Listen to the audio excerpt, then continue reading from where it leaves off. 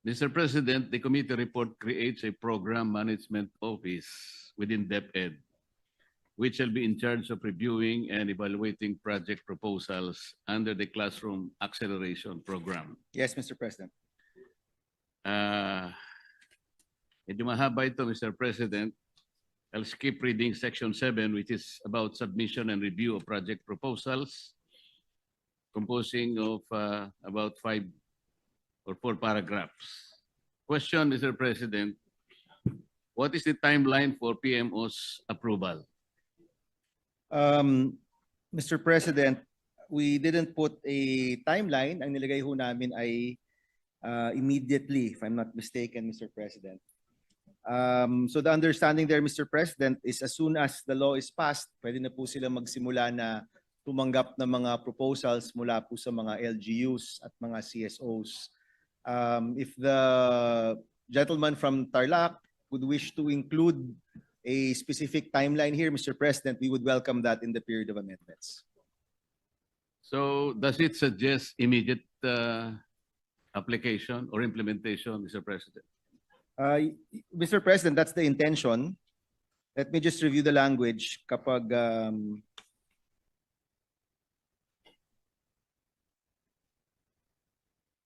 Mr. President, we included the word immediately in the special provisions in the GAA, but we did not include it here, Mr. President. So if you wish, Mr. President, we can include a word or phrase that refers to expediency in Section 7, Mr. President. Thank you, Mr. President, for the accommodation. How do we ensure that this process will not be a source of bottleneck in the approval process? Imbes na maengganyo ang private sector na sumali, baka mas lalo pa silang magalit sa gobyerno, Mr. President. Yes, Mr. President. Sa totoo lang, Mr. President, that's really a matter of implementation and oversight. Nakita naman po natin na sa taong ito, 60 lang po ang nagawa ng DPWH na total classrooms. At yung sinusulong po nating modality na ang mga local government unit ang magsasagawa, ang nakikita po natin ay ang mas mabilis na paggawa. Now, kung maging bottleneck po yan ng DepEd, meron po tayong joint oversight committee na kung saan we will exercise our oversight function para masigurado po na mabilis ang pagsasagawa po ng DepEd at hindi po maging bottleneck nga po, no? And Mr. President, because we've been working with DepEd hand in hand, no, in developing this bill, nakikita rin po nila yung pangangailangan at yung matinding pangangailangan na sa tamang panahon ang paggawa ng classroom at sa tamang presyo. Kaya Mr. President, alam rin po niya na lahat tayo dito nakabantay. In fact, one of the biggest increases in our budget is specifically for the classrooms. Kaya masasabi natin, Mr. President, lahat tayo nakabantay dito, ang DepEd, alam rin niya yung kanyang responsibilidad, and we're hoping, Mr. President, na sa madaliang panahon, magiging mas mabilis ang pagbuo po ng mga classroom. Thank you for the assurance, Mr. President. Now, in regard to the classification of classrooms, the committee report differentiates the types to be built under the classification of the Classroom Acceleration Program into 2. Category B refers to classroom buildings designed to withstand a wind load up to 270 kilometers per hour, and Category D, which refers to classroom buildings designed to withstand a wind load up to 340 kph. Mr. President, with increasingly stronger typhoons visiting the country every year, is it worth creating a difference in wind load? Yes, Mr. President. In fact, we intend to amend this section during the period of committee amendments at ilalagay na lang po natin na susunod po tayo sa standards ng DepEd. Currently, Mr. President, itong Category B at Category D ang ginagamit ng DepEd na batayan para po sa mga classrooms. But just a few weeks ago, nagkaroon po ng classroom summit ng DepEd at nabanggit na rin po doon yung presyo at yung standards, and we will just be adopting that, Mr. President. So ito pong Section 10 will be simplified at intention po namin na gawing mas simple po itong Section 10, Mr. President. So mawawala rin po itong Category B and D. Ilalagay na lang po natin to follow the standards of the Department of Education, that they can that they can update every year, Mr. President. Mas maganda po siguro, Mr. President, kung gawin na lang natin na category D lahat kasi ito ang pinakamalakas naman na inaasahan na bagyo ay 340 kilometers per hour. Yes, Mr. President. Who shall make a determination as to what type of classification of classrooms shall be built in the area, Mr. President? Ang DepEd po, Mr. President, meron siyang minimum standards, performance standards na sinusunod per area. Alam din po ba ng DepEd yung mga data tungkol sa wind load o pressure? Yes, Mr. President, because kapag gumagawa po ng mga buildings sa mga iba't ibang lugar po, meron po talagang batayan, no? Ang pangangailangan po ng mga buildings po doon at sumusunod po ang DepEd po doon. Mr. President, ayon po sa Philippine Institute of Development Studies report, isa sa mga lugar na may pinakamalalang classroom congestion ay ang NCR. At ang naging tugon dati ng DepEd dito sa lumalalang classroom shortage ay planong pagpapatayo ng medium to high-rise school buildings. Opo. Ang tanong po, mayroon na bang naging follow-up tungkol dito? Mr. President, sa totoo lang po, this year wala kasi 60 lang po ang nabuo ng Department of Education. Ang pangangailangan po sa NCR ay ano po talaga, no? High-rise na po siya at lampas na po siya dun sa cost per classroom, no? However, Mr. President, we did include in the bill, and this is from Senator Lacson's interpellation, a provision for lease and purchase of buildings outright. At posible, Mr. President, na itong pagbili ng mga building na gawa na unoccupied or pagrenta sa mga building ay maaari pong solusyon dito po sa NCR.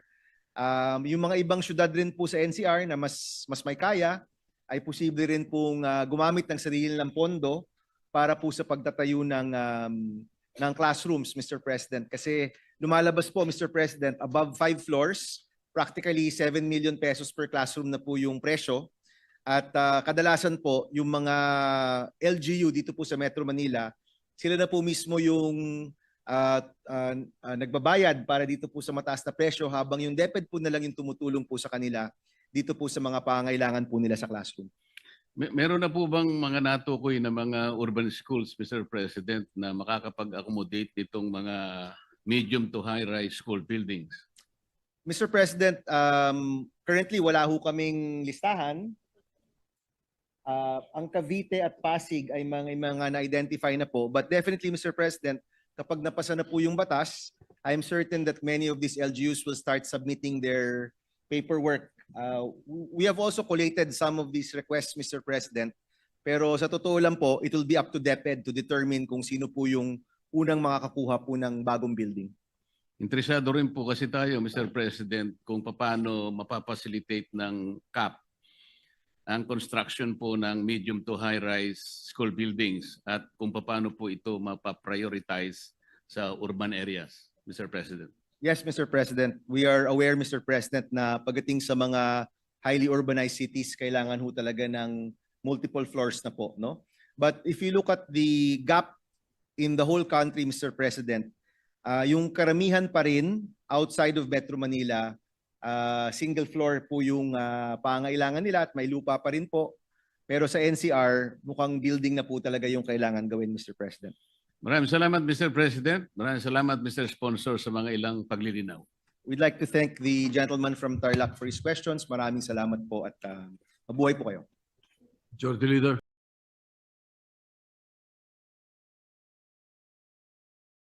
Kami ang boses ng masa, hindi natatakot. Katotohanan lang, di kami nalulunod. Walang bahid ng sismis, lahat ay totoo. Kahit sino ka pa, pag mali ka babanatan ka. Walang pinipili kulay, wala kaming kinikilingan.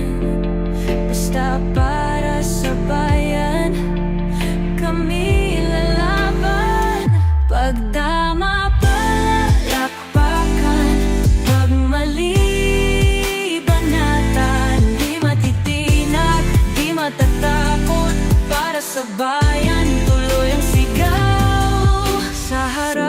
kamera, walang halong takot. Mga baluktot, lahat kayo'y tutumba. Ang hustisya at totoo, yun lang ang mahalaga. Kahit sinong harang, di kami matitinag. Walang pinipiling kulay, wala kaming kinikilingan.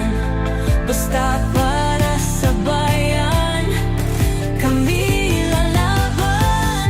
Pag tama palakpakan, pag mali banatan. Di matitinag, di matatakot, para sa bayan tuloy ang sigaw.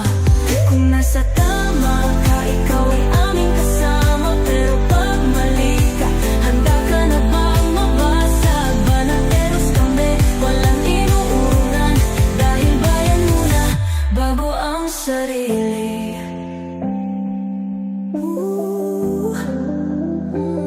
Bago ang sarili.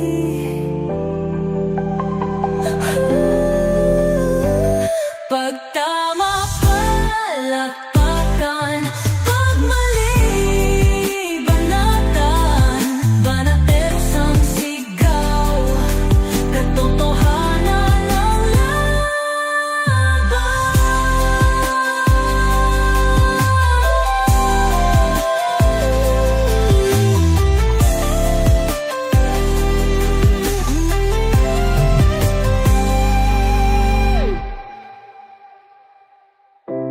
Sa